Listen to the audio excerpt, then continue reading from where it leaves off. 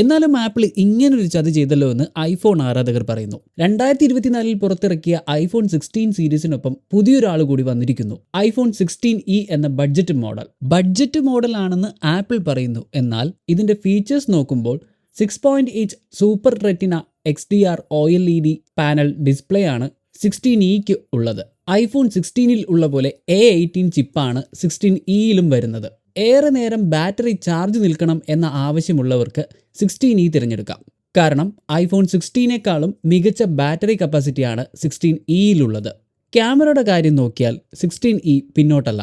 48 MB ആണ് main camera.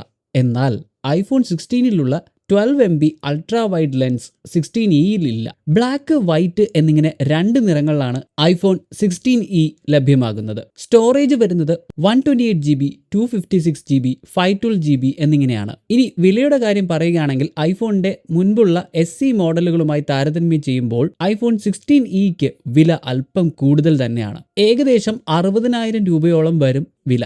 16ൽ നിന്ന് ചെറിയൊരു വ്യത്യാസം മാത്രമാണ് 16eയുടെ വില. ഒരു ഐഫോൺ വേണം, എല്ലാവരെയും കാണിക്കണം എന്നുള്ളവർക്ക് 16e ധാരാളമായിരിക്കും. പക്ഷേ ഐഫോൺ ക്യാമറ പോലുള്ള ആവശ്യങ്ങൾക്കാണ് വാങ്ങുന്നതെങ്കിൽ മറ്റു മോഡലുകളിലേക്ക് പോകുന്നതാണ് നല്ലത്.